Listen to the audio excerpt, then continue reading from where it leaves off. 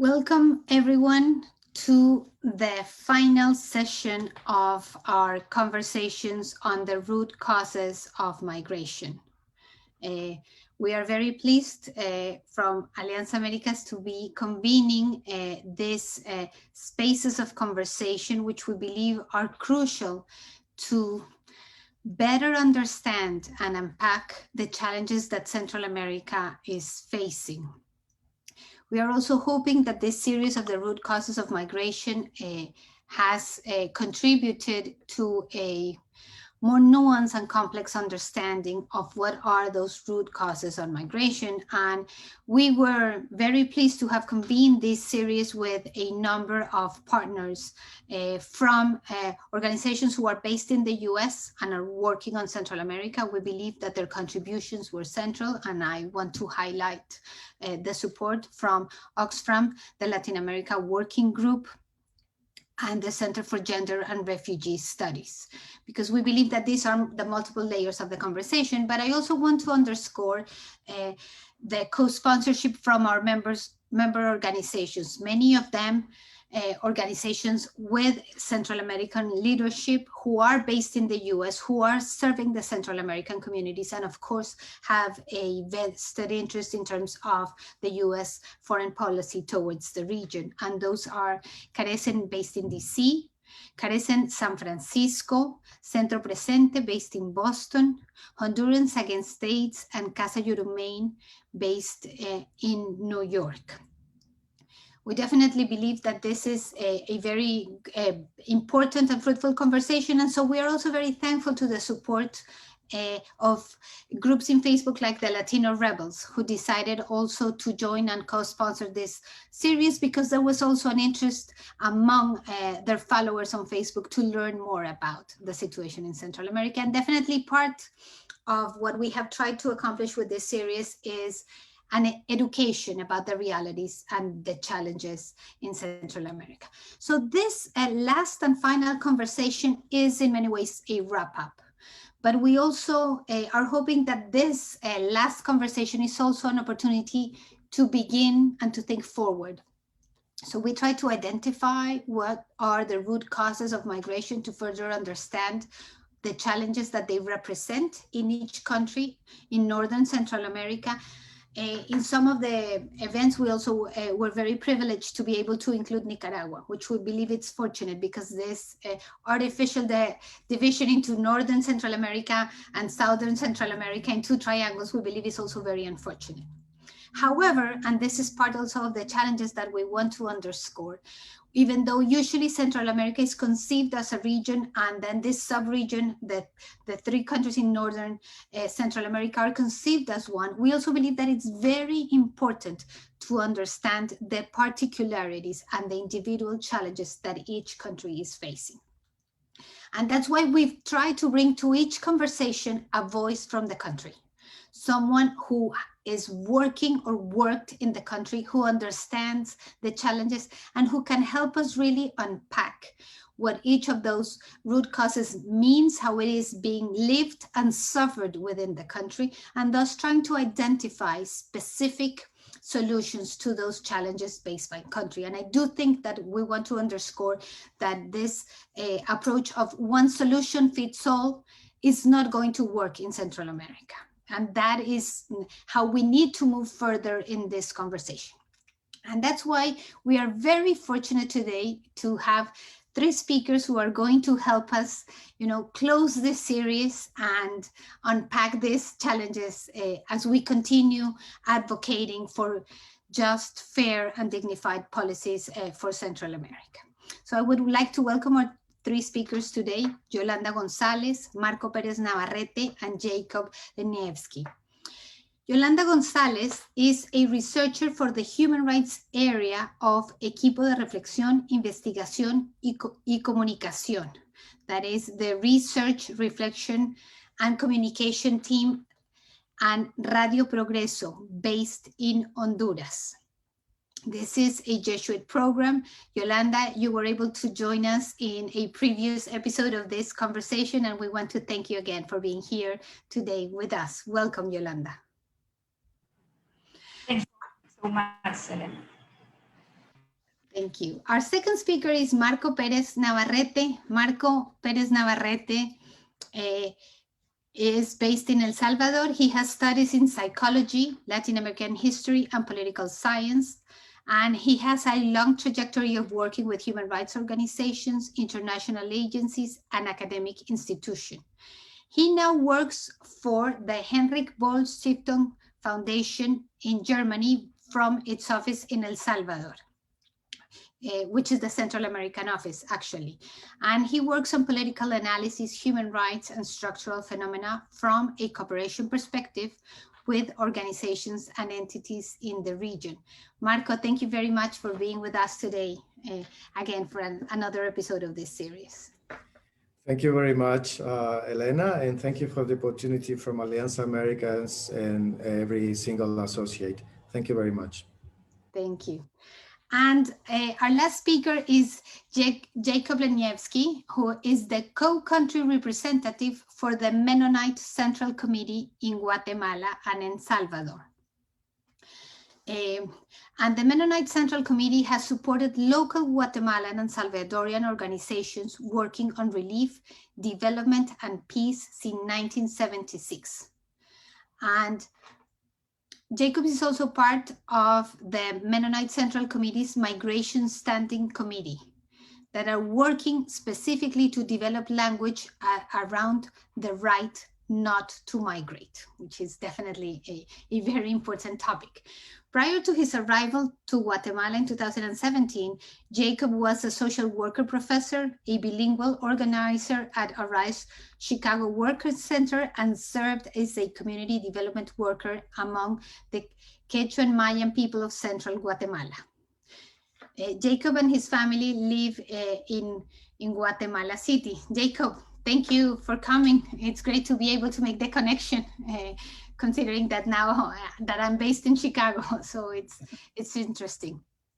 Yeah, it's great to be with you. Thank you so much for both this series and for inviting us to share. Looking forward to learning from co-panelists and having a really good conversation. Thank you again. Thank you. So we have 4 questions, and I find that in this conversation, the time is definitely short. So let's start with the first of them. And we wanted to ask you, based on which specific and recent aspects of each of your countries would you highlight as pressing needs that must be addressed? The list is definitely long, but what would you highlight as those pressing needs that must be addressed? Yolanda, let's start with you this round.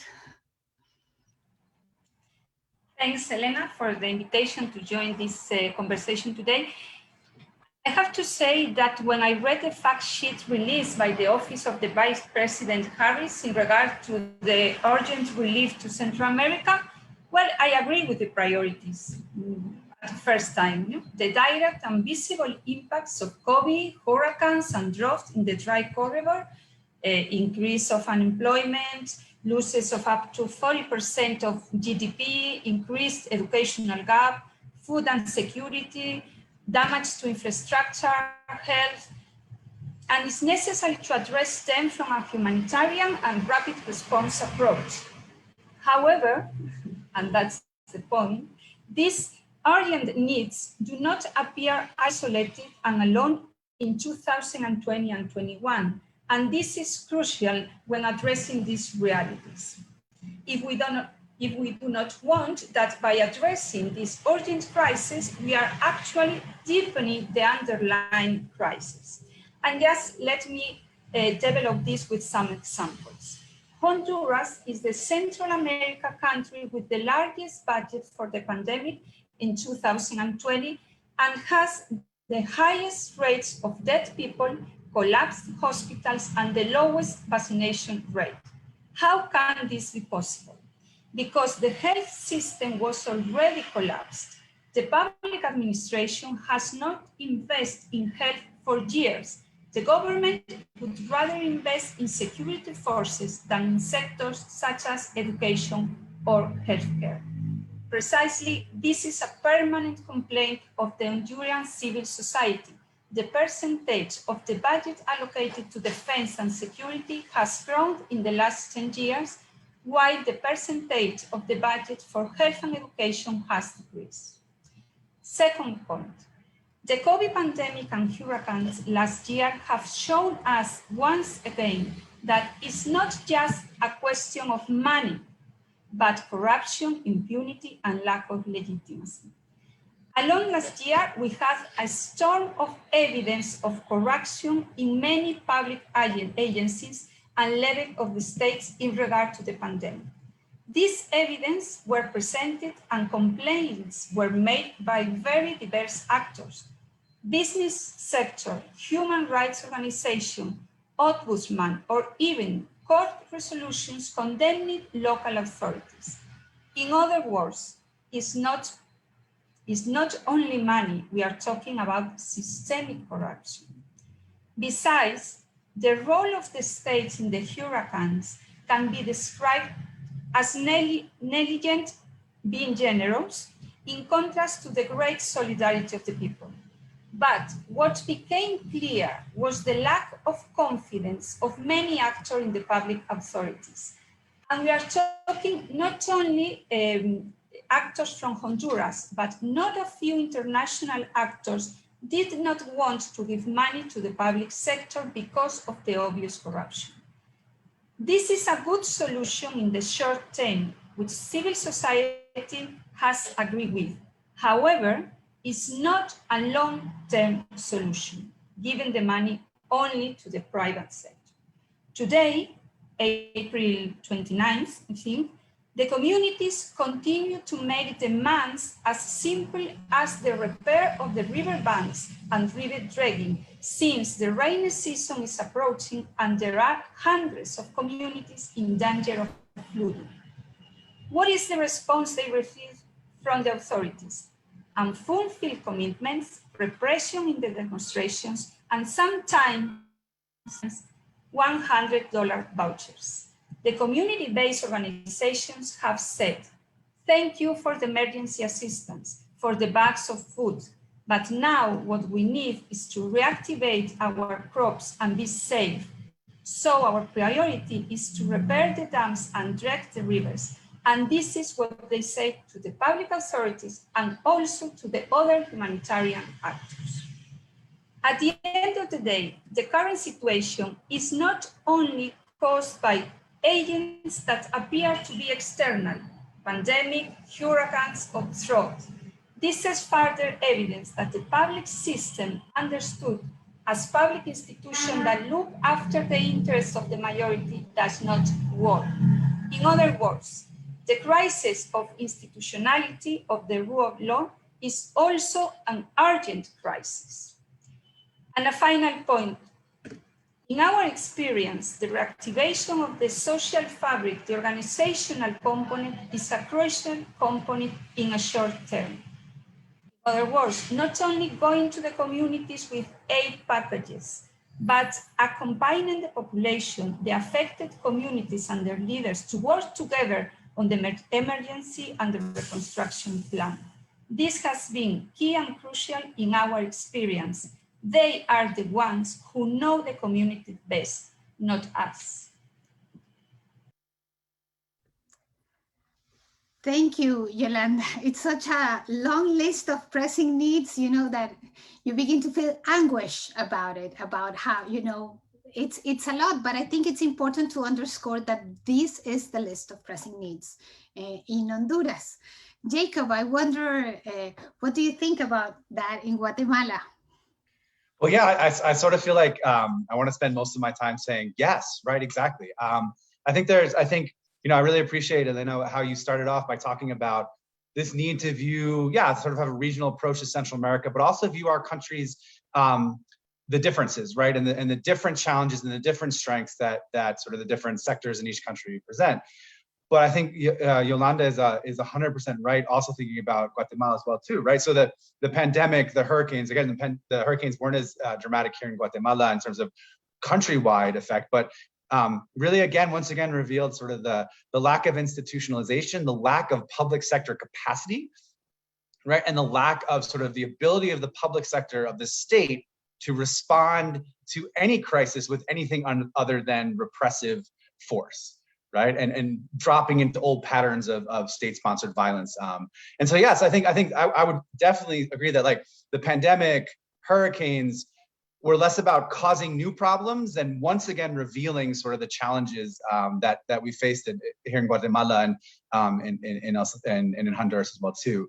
I do think it's important when we think about sort of what's recently happened in Guatemala that is potentially either a driver of migration or negative for sort of thinking about communities and families and territories. I think we're gonna think about two things. One is the massive increase in sort of what we call here mega proyectos, large-scale hydroelectric mining projects in indigenous areas. And the second thing is sort of the retrenchments of elites since the 2015 protests, the sort of the Guatemalan Spring we talk about there too. Because I mean, I do think we need to talk about migration in particular from Guatemala as a slightly different phenomenon than from Honduras and El Salvador. And I have more familiarity with El Salvador because we MCC work there too.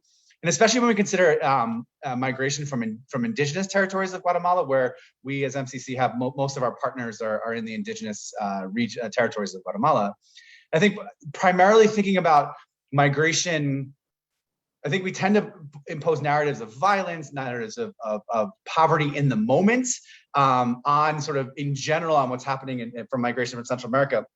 But that's not necessarily the case from what's happening, especially from indigenous territories in Guatemala, which tend to be have the lowest homicide rates, the lowest extortion rates of the entire country.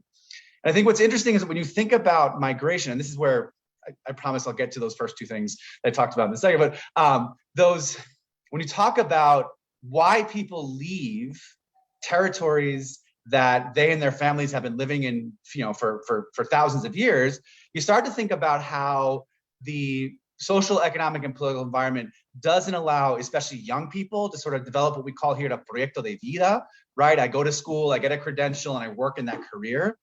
You talk about disconnections, right? Sort of state-sponsored, public sector-driven disconnections from traditions, territories, and ancestral knowledge. And you have to talk about sort of displacement that's generated by sort of neoliberal economic models and state-sponsored violence. I think this is where these mega proyectos come in, right? And I think I really want to highlight that, especially at the end of a really robust and rich discussion of root causes, because the temptation is there to make these mega proyectos, the hydroelectrics, the mines, make those the driver of what the president of Guatemala has called muros de prosperidad, walls of prosperity. Again, he was not, Vice President Harris was not particularly enthused with his characterization there. So, but sort of this idea that like the way you get people to not migrate is by creating sort of economic development like as that. And really the problem is that, so you have these indigenous territories that are relatively rich in natural resources, especially water for hydroelectric products, but also for mining, land for sort of more sort of monocrop agriculture, agroecology, agro-export industries. And you have a context, right, for at least since the conquest, of sort of taking land and taking resources away from the people who live near them, right, and whose communities have been sustained by them for centuries to sort of extract, right? When we talk about Guatemala in terms of its model, it's an extractive economic model, right? It's extracting the maximum amount of value from the resources that are there for really the minimum amount of people, what the economics literature calls rentier economies, right? And I think that what's happening is that this rise of mega proyectos exacerbates other forms of drivers of migration. So if climate change is a problem because it reduces the cultivability of land and because it reduces the amount of rain, a mega project that dams up a river, right, or expansion of African palm plantations makes that worse, right? So it takes away more water resources from folks too. If a problem for youth is that they don't have the resources to connect themselves to their parents and their grandparents' tradition because there isn't enough land, right? Mega projects and agro-export agriculture take those resources away as well too. And the other problem is that this economic model generates, right, significant amounts of sort of macroeconomic numbers like GDP growth and things like that too, but isn't the kind of economic development that generates the kind of jobs that a young indigenous man or woman from a community can get their degree and then work in this business, right? They get their degree as a bookkeeper, they get their degree as a, and then work there too. So it's not generating these sort of life trajectories and proyectos de vida that allow people to stay in the places they want to stay in, right? And are sort of somewhat forced to leave because of that lack of opportunity. And I know, again, I really appreciate sort of the really in-depth way that Alianza Americas and your interlocutors have gone into some of these root causes. And I know there's other factors, but I really wanted to focus on at least because the temptation is there. Like if we go to the website of the Inter-American Development Bank, the first strategic pillar of the Alliance for Prosperity in Central America is the quote, fostering the productive sector with the quote, promotion of strategic sectors and energy as key elements, right? And that actually makes us a little nervous, right? Because if on the one hand, you're doing really important things, I think Yolanda was spot on to say a lot of what Vice President Harris has talked about is amazing, right? Stuff that we'd really like to see for transitional justice and civil society. But if you're doing that on the one hand, on the other hand, you're sort of kicking out the legs of sort of the productive capacity of these communities, and you're sort of doing one thing with one hand, the other hand. I think the second thing I'll mention real briefly before ceding the microphone is that, in 2015, I personally returned to Guatemala after 10 years of not being here. And the atmosphere here between 2005 and 2015 was dramatically different, right? 2005 was just a few years after the signing of the peace accords. 2015, you have people in the streets every Saturday. You have people protesting, people talking about politics. You have a sense of like, wow, we may be able to do this, right? We may be able to sort of promote democracy and participation. And I think especially since the presidential elections that came after those protests, there's been a real strong pushback of certain sectors towards the democratic gains and participation gains that too. And that sort of engenders a kind of cynicism, a kind of aversion to sort of retreat from the public square that has, I think, serious implications for the kinds of things that we know are good for, right? A place like Guatemala are good for youth and young people and marginalized people staying in their communities and staying to build and rebuild and choosing, right, to stay and so you end up with this, you go from these massive protests to this just almost soap opera-y sort of Morales administration to sort of this sort of deadening sort of return to normal under the previous normal in Giammattei. I think that has a lot to do with sort of people's sense of belonging, people's sense of connection, right? And people's sense of hope that we can make this country into the way that, into the vision of the future as well too.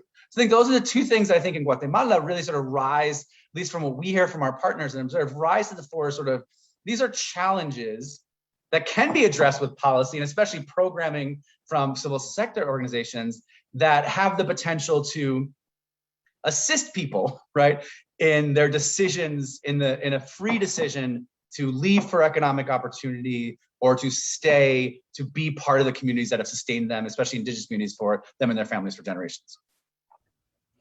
Thank you. Thank you, Jacob, for that. Yeah, I think that we do see some overlap, but we also are able to identify very specific differences. And now, Marco, I would like to ask you to highlight the pressing needs in El Salvador. I also know that that may be a long list. Thank you, Elena. Well, after almost a half an hour of analysis from Honduras and Guatemala, I think it's a very short term, actually, of topics because our realities in Central America are very similar to each other. Unfortunately, we didn't have yet the impacts that Honduras, Nicaragua, and even Guatemala already had by the hurricanes last year. And that's a very important thing for me to start with, because a single storm or a hurricane like the ones Eta and Iota in 2020 impacting El Salvador, that will be a very big problem. And I just would like to start with that because we were lucky last year. There was no comparison of the capacities of Honduras and Nicaragua as big countries in Central American terms to deal with this situation. And obviously we have already the numbers of the caravan from Honduras that left after these hurricanes. And basically we're talking about 10,000 people. And I will say that my main concern in El Salvador will be three topics. The first one is obviously vulnerability. I think the world and the regions like Central America are very vulnerable. And I think this has to do with survival, at least in Central America, survival based on historical challenges. Independently of the messages from populist governments or fake news from economic think tanks, etc. First of all, I think we need to ensure as part of the urgent solutions, not humanitarian assistance, because humanitarian assistance is only promoting the same cycle over and over. I think, first of all, we need to ensure the protection of the territory and environment. There is no country without an ecological base. At least in Central America, as the participants already said, the mining projects, the extraction of minerals are still a core problem in our agenda. Because basically our natural resources are more than limited. And that's not only Central America, that's the whole world. And well, this protection is related to end of poverty through a sustainable agriculture and water resources protection and life underwater, every single goal that even the UN is promoting as examples of linkage between measures. The other thing is, I think it has to do with the protection of human rights and good governance practices. In Central American countries, the advance of authoritarianism is leading us to repeat all cycles that promoted the main conflicts and even wars like in Guatemala and El Salvador 4 years ago. If states promote inequality with unviable economic models in countries without production capacity, but in exploited conditions, nothing will change. This is something that it's even logical, but still maybe we need to show it more than we already did. And I think the only thing that will change will be in these transitions, how an elite group in turn will be a new parasite of an inactive majority due to the lack of organization or even symbolic repression. And because of time, I think I would like to end this the first big answer talking about the symbolic repression, because we are already living an invisible truth promoted by the Salvadoran government. And this is not only El Salvador, this is a very worldwide phenomenon. And I think I'm talking about how, as an example, a very clear example, the numbers of the pandemic, the people that leave El Salvador migrating because they don't have another choice, the numbers of homicide and extortion rates, everything is really hard to know because information is really hard to get. And this will be a very big challenge from the new styles of autocracy in Central America, because if you don't know the truth, if you don't know what's happening in the territories, if you don't know what are the real problems, and you don't have to make even promises as a government. And if you don't have to make even promises, if you don't have a plan, if you don't have to establish a very well done structure to assume the crisis and to say we need to change things radically, it's really easy to do one single piece of task or work once in a while. Everything will be okay. So I think that will be three of my main concerns right now.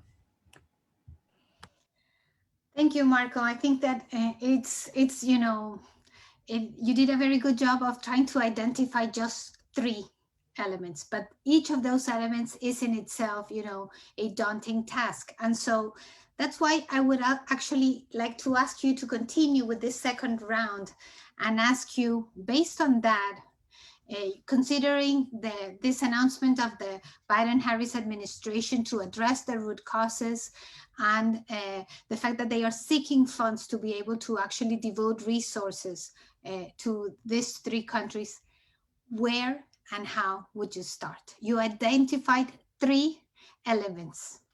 Do you have any initial thoughts of what could specifically be done regarding those?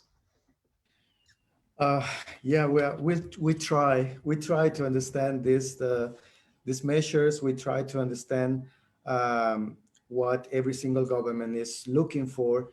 And in Central America, obviously, I think there's a very short term vision, unfortunately. We are used to believe in a 5 years program from a government that's not even able to confront reality as it is. So I will say the first thing as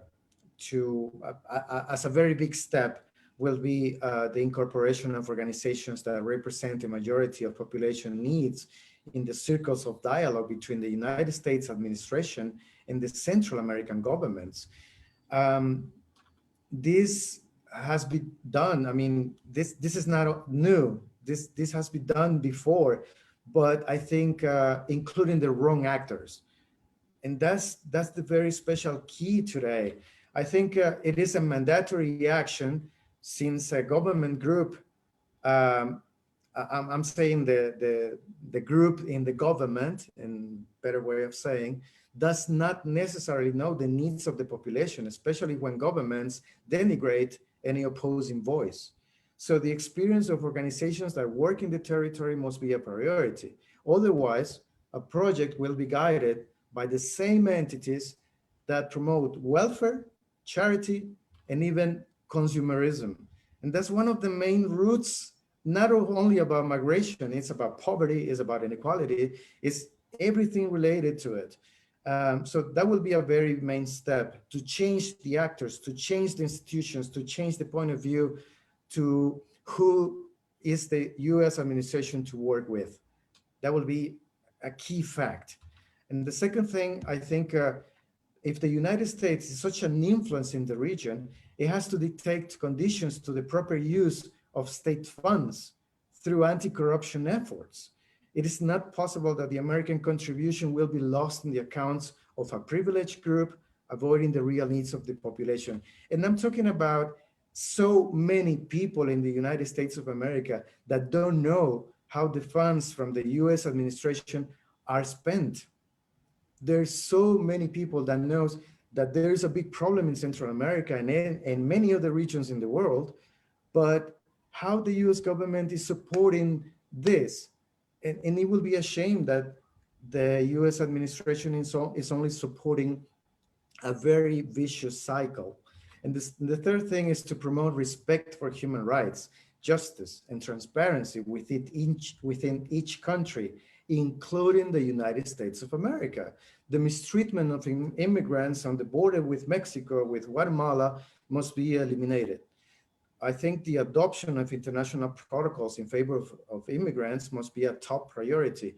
It's not possible to establish bases to attack the roots of migration, eliminating or ignoring the existence, in between marks, of the people, the lives of the people that are already migrating. So the people are already suffering these roots. The people that migrate, I think most of them, they don't want to leave their own territory. So it's contradictory, it's unfair, and sometimes even criminal to ignore them. Something has to be done, and really quickly. That will be my first 3 steps. Thank you. Thank you, Marco. I think it resonates very much with this idea of the right not to migrate that I mentioned that Jacob is working on. Yolanda, based on Marco's answer, I wanted to ask you, in the case of Honduras, where and how would you start? Well, we propose, as framework from the long-term approach, 3 crises which must be addressed. And perhaps I will say something more about one of these 3. Firstly, inequality and exclusion.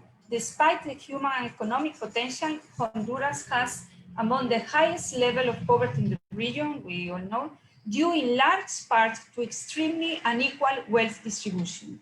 I think sometimes Guatemala, Honduras, they are always fighting for this for the highest levels of inequality. In Honduras, 5 people concentrate a fortune equivalent to the annual minimum wage of 2 million Hondurans. Second, environmental and ecological deterioration as a result of an economic approach based on the structure of resources. I think what Jacob explained for Guatemala, you can bring it from Honduras. And the third one, institutional crisis of the rule of law. Public institutions are no longer public. And precisely the second point I would like to share has to do with this institutional crisis. Honduras has an authoritarian regime, and the state at all levels has been captured by drug trafficking and corruption networks. Especially since 2009, Honduras lived a situation of democratic abnormality. Donor countries and international organizations have not wanted to see this reality and have insisted in applying measures that can be adequate in a situation of democratic normality, but not in the current situation, which is exceptional. That's why the failure of the huge economic investment of the international community, US administration as well, to try to strengthen democratic institutions in this country.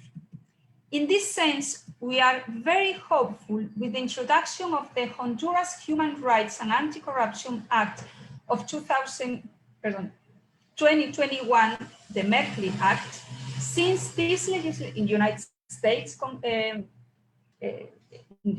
since this legislation lays out a comprehensive framework for combating corruption, impunity, and human rights violations in Honduras, and shines a spotlight on glaring problems that have too often been excused by US administration. We believe that this is an excellent first step, and we trust that it will not remain just as a proposal, but it will be perhaps approved and implemented. And in this same field, I think it's very important we learn from the past. I think a very good first step as well for Biden administration is to reflect on what has or has not worked in the past. And Marco gave an excellent ideas to make this reflection. So I will not say any more of that. And just to finish, I would like to give a first step to Honduras as well, not only for the United States. To begin with this long-term approach, we propose what we call the shared basic agreements. Actors from different sectors of society, businessmen, trade unions, peasants, intellectuals, international organizations, let's agree on minimum consensus to start rebuilding democracy. Pay attention to the verb. It's not strength, it's not improve democracy, it's rebuild democracy. We urgently need to strengthen debates and islands between grassroots organizations and social movements, and encourage the building of bridges of dialogue with other actors to elaborate collective proposals. It's a complicated way with plenty of challenges, but in our point of view, this is the way. And there are already some lights. First, more and more actors in Honduras are aware that this process is necessary, which is no small thing. There is already an awareness that solutions do not come in the form of recipes or aid packages, but that they have to be built as a result of collective debate, discussion, and proposals. And even I can say there are already initiatives that bring different sectors to the table around issues such as corruption or impunity. And these are really good first steps. Thank you, Yolanda. And I want to acknowledge that both you and Marco have really answered one of the questions that we already have from the audience about the role of civil society and how can they be part of the efforts. And I think that both of you have underscored that. And there is certainly some level of overlap between what each of you is saying, which I think it's also important because in many ways we're saying identify the differences, but there are common elements.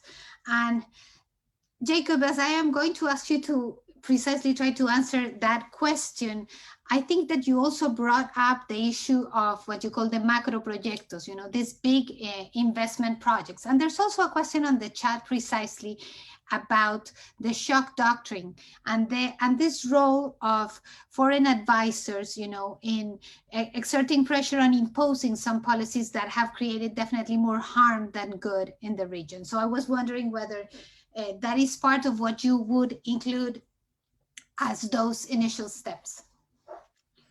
Yeah, I saw that question. It mirrors a lot of debates that sort of emerged around Vice President Harris's statement about sort of taking Guatemalan government to task and sort of thinking about the role of the United States in sort of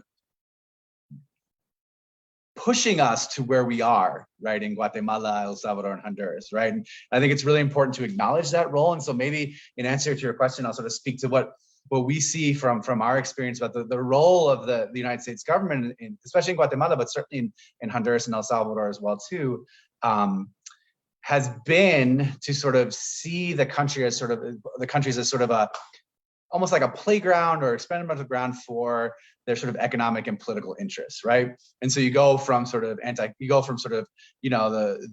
Monroe Doctrine of sort of keeping Europeans out to like and Marco, I'm sure you and your organization know about this, sort of the 30s and 40s about keeping German influence away, to anti-communism, to drug interdiction, to now sort of migration interdiction, right? And so that these sort of the way the United States has interacted with the region has been very much about a very narrowly defined set of interests that ends up sort of maintaining sort of economic models that don't lead to shared prosperity, political models that don't allow for everything that Yolanda and Marco talked about that are so important for broad-based political participation, right? And then also sort of prop up a set of elites, right, that maintain those systems as well. So I think when we talk about things like the shock doctrine and things like that too, what we're talking about is the United States foreign policy that is not geared towards shared prosperity, geared towards sort of the really complicated question is always how much should United States foreign policy be promoting things and how much should it be getting out of the way, right? And so, for example, funding CSIG, the anti-corruption, the UN-backed anti-corruption agency here in Guatemala, was really important, right? The United States funding for that was vital. And when certain senators from Florida and Utah were sort of messing with that funding, right? That made a lot of difference here for the efforts of certain parts of the Guatemalan government to get rid of the CSIG, the anti-corruption agency. So I think there really needs to be an understanding of a real deep sort of self-reflection that if the Biden-Harris administration is serious, right? And for all, we'll take them for their word, and if they is serious about promoting a more just, more participatory, more prosperous Central America, then really needs to think about the way that oftentimes foreign policy, economic aid policy, economic policies shot through with interests, activities that don't promote those sort of things, right? And it's especially true in thinking about these sort of mega proyectos. And so the electricity generating potential of Guatemala and Western Honduras should not be the main factor for deciding investment, right? Thinking about what the implications are on communities that live in those areas, right? What aspect of Guatemalan economy, in our case, the Guatemalan economy, are you supporting? What actors are being strengthened by this? What actors are being weakened by this? What sort of requirements for investments you want to place on United States and, to be frank, Canadian companies operating in Guatemala, Honduras, and El Salvador? I think El Salvador has a great example of the mining moratorium, right, that was put in place, right, and that matters a lot, right, because it's part of it. Again, is I think Marco said it brilliantly. Like, there are resources here, but we're also a very vulnerable region, right? And the more we exploit those resources in ways that don't give back to communities, the more that vulnerability increases, right? And you've stripped away what the sort of the protective factors. And I think I would second and third and cheer and yell for what Yolanda and Marco have mentioned about sort of this notion of directing assistance towards civil society.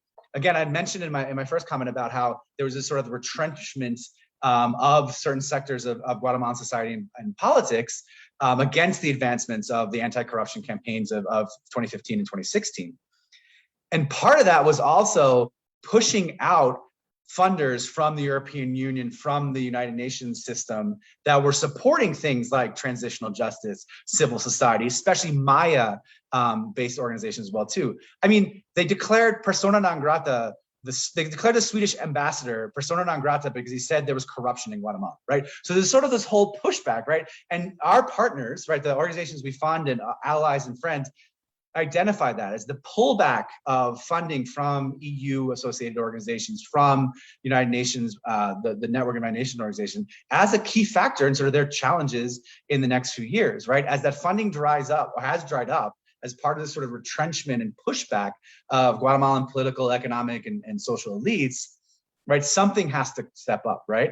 Something has to sort of keep supporting these organizations that are doing the work of sort of reclaiming of local indigenous rights, of pushing for consultations, at least. If you're going to build a giant dam, at least ask us if we want it there, right? All those things that are required under international law are ethical practices and have the potential to potentially make sure that any economic investment is more broadly shared and that there is a robust civil society that can participate and push for the kinds of public sector actions, the kind of state capacity that would get at a lot of what Marco and Yolanda mentioned as failures of state action and failures of state capacity.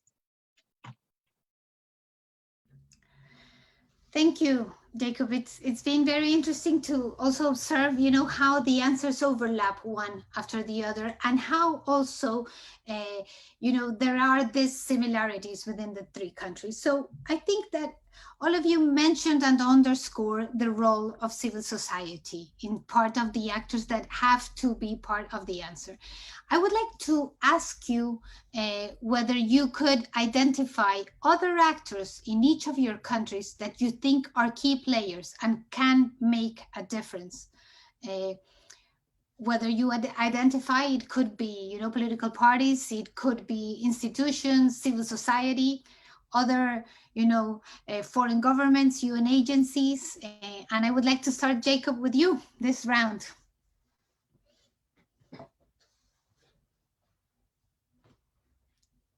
Yeah, I think that's a really good question. And actually you ask it at a really important juncture in our work here too, about thinking about strategic plans and how we fit into this need for change and this actually opening up of opportunities that the Biden-Harris administration represents.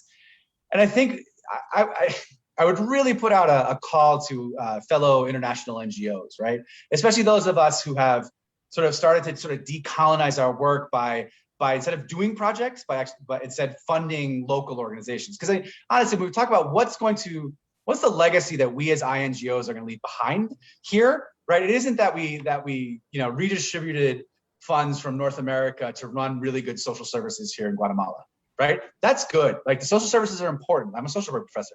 But at the end of the day, what we sort of are thinking about leaving behind is not only really well-run development projects, but local institutions, organizations, civil society organizations, colectivos, that are able to run those projects and create sort of democratic, accountable, participatory spaces in their communities. Right? So we have the real great privilege of funding mostly indigenous, mostly women-led organizations, right? And what we see is that being flexible to fund organizations' institutionalization, fund their ability to build a really good nonprofit board, right? Which makes me sound like the worst bureaucrat in the world, but like things like that build organizations and build institutions, right, are really, really important, and leave behind a legacy of an active civil society that the organizations that make up that civil society are themselves models of the societies they are trying to create. Democratic, accountable spaces that protect the vulnerable within them and that also are participatory. I think for us, one of the things we've learned is that if we as INGOs are going to fund projects, right, we have to think about the organizational housing they're in and how our project funding also supports that. And then also think about, is our project funding just about outcomes, right? More people have produced onions on their local vegetable garden, or is it about more people have produced onions, they're part of a collective of local farmers, and they have conversations about why it is that it's drier than it was 5 years ago, right? So that every project, every sort of activity we do has a really good technical aspect to it, but also has a really important organizational and sort of ideological sort of reflection aspect to it too. And so part of this is that we as INGOs, we have a big footprint, right? We have a big footprint in these three countries, right? And the question is this, what will our footprint produce? And if, as Yolanda and Marco and all of us are saying, there's a real need for an active, participatory, not combative, but I'm trying to think, I can't think of the right word in English or in Spanish, but it's sort of a civil society that's engaging the public sector to make it better. I'm sure there's a better way of saying that, I apologize. If we know that's the problem, what are we doing with our footprint, our funds, our advocacy in Washington, our advocacy in Guatemala City, Tegucigalpa, and San Salvador? What are we doing to contribute to that? So in terms of thinking about like the world that I inhabit, is what are we as INGOs, small or big, doing to strengthen civil society in the way that allows local actors, local organizations, especially the marginalized, especially in Guatemalan context, indigenous communities, allows them to have the capacity, the resources, and the sort of the animo, the power to sort of make these kind of changes that we know are necessary, we've known have been necessary since we started working here. Thank you, Jacob, and I think this is a good way also to think about. We identified civil society as a key player. All of you did, and so now we're trying to think about other actors. And I do appreciate, Jacob, that you're also saying, well, there are ways in which international organizations can engage. And in many ways, you're kind of highlighting a model that should be viewed and understood, you know, by the US foreign government as it's thinking, what are they going to put in place in the countries? And I do want to highlight this idea of not only looking at projects on the basis, as you said, of, you know, check, we did it, but it's also important, how are we doing it? And also, how are we strengthening civil society? And of course, you're bringing the voice of, you know, an international organization. And so I think it would be fit to give the floor to Marco, who's also working, you know, with the German Foundation to see how they view, you know, their role and what other actors they think also can play a specific role in El Salvador, also considering, you know, the recent elections and how that drew a very particular, you know, congressional map in the country. Yeah, thank you, Elena. And yeah, thanks to Yolanda and Jacob. This is a very inspiring forum. First of all, I will say that the Heinrich Böll Stiftung Foundation is trying to promote democracy strengthen, considering the protection of human rights, ecology protection, and other issues that are being part of our lives in Central America and other regions.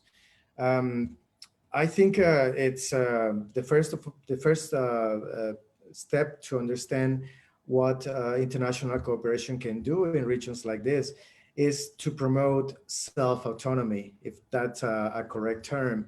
Autonomy of people, the sustainability of models that only are considered from the people, for the people in regions and territories will be the key base to change the whole situation and crisis in Central America. As an example, I would say that we have a very big mirror in the Nicaraguan situation right now. The government of Nicaragua started as a revolutionary model in the 80s. And after that, the democracy strengthened, just went step by step, as the book said. But after that, democracy turned into a very hybrid regime. Okay, so I'm saying that in a trying to summarize 50 years of process, because the other countries are following little by little these steps.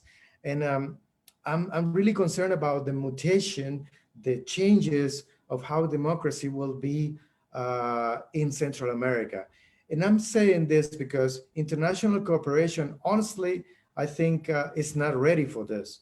Not only the US administration, the European Union, and every single entity that is promoting democracy in the world, because I'm trying to be as much honest as I can be. The main regimes that we have already that are really close to autocracies are hybrid regimes that are taking democracy as their own to promote changes in their own benefit. We have lived different transitions in Central American history where a conflict was solved, or at least tried to be solved, with conflicts and war. But now we don't have a polarized situation. We don't have the number one group to the number two group against each other. We have a gray area as we never did, as we never had before. And I think that's our main challenge. It doesn't matter which kind of cooperation we're talking about. I think I'm saying that as a key element of understanding, of reflection, because it's very important that we work with the people on the territories, with the communities, with the marginalized population in Central America, because they have the answers. The only way this will change will be from down to the highest spheres of actions. This won't be settled, this won't be fixed on a desk.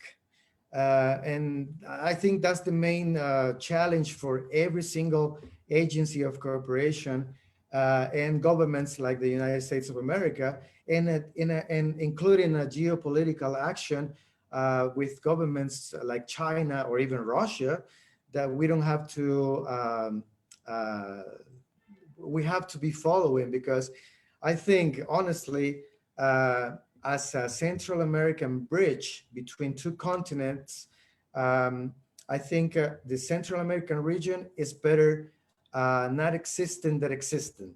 And I'm saying this because it's a very hard and awful truth that every single empire or every single power regime in the world has been trying to cross a bridge between the Atlantic and the Pacific Ocean.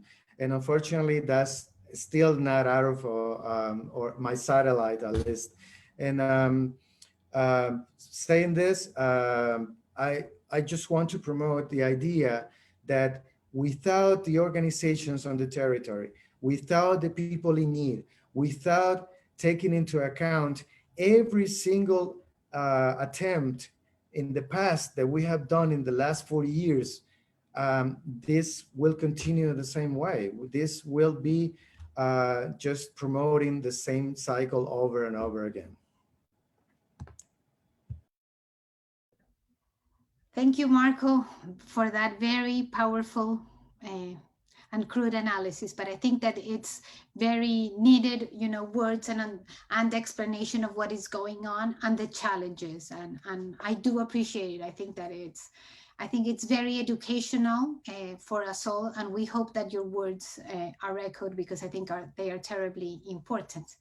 And Yolanda, you have the final word, and I know the answers have been very difficult and challenging, and even to add another layer of complexity, if you would like to, in your question, I want to point out to a question that we have here, which I think is also interesting in terms of looking at what the initial announcements of the Biden administration have meant when there seems to be a heavier hand on enforcement rather than on promoting human development. So as you're thinking about what actors can play a crucial role, and definitely the challenges are very particular in each country, what would you What would you signal as the key actors in Honduras?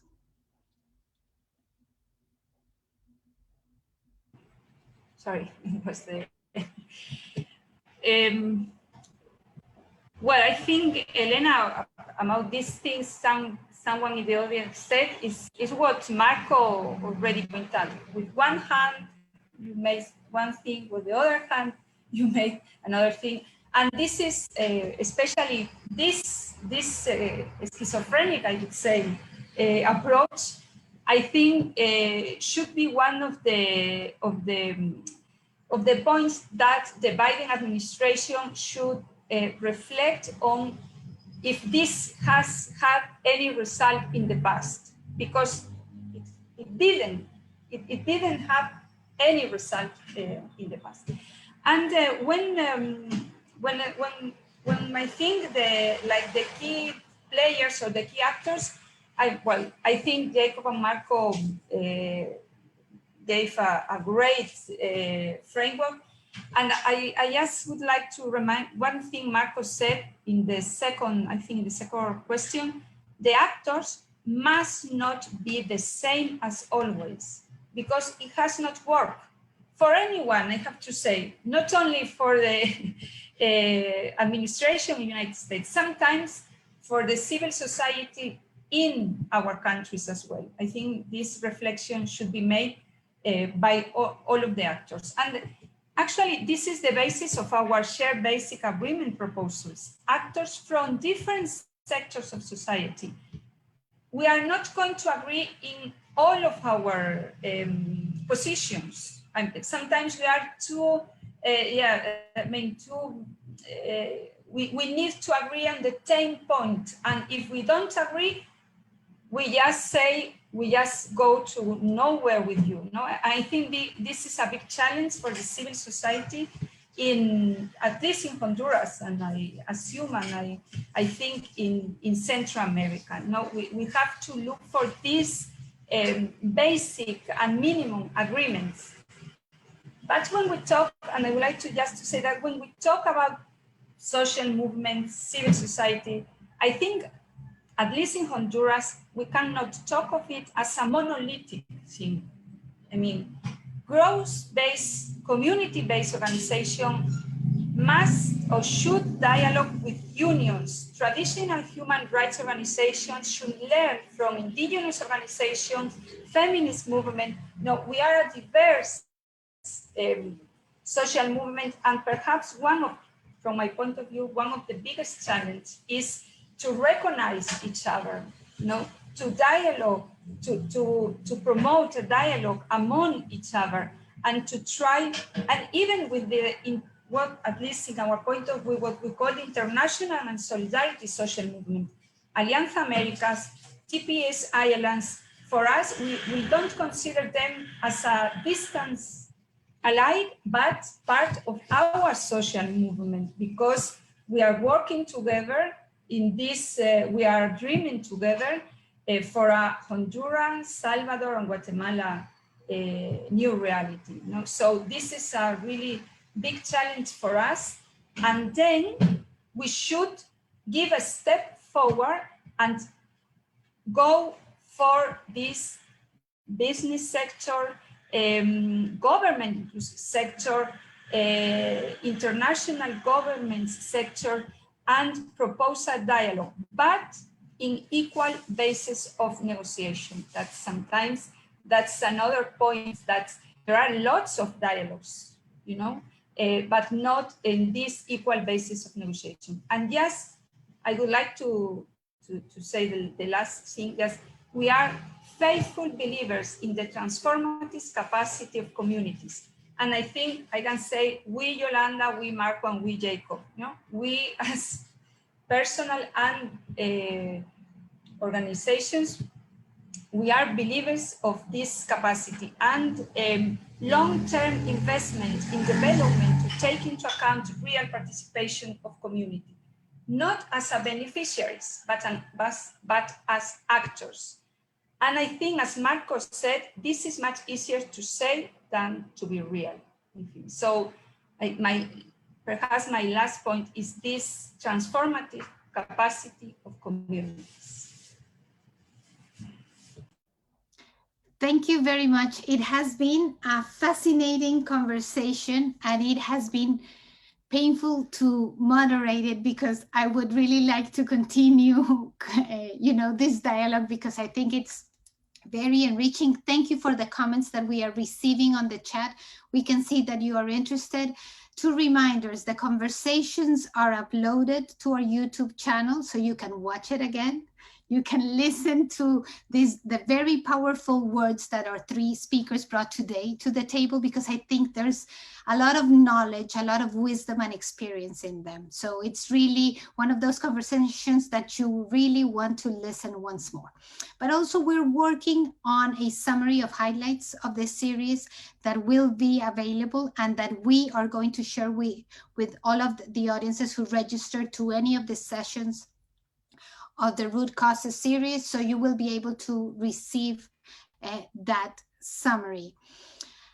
It has been really a privilege to moderate this last session, and I want to thank the 3 of you, Yolanda, Marco, and Jacob, for your time and for your generosity. This was indeed a remarkable finish for a very, very enriching project.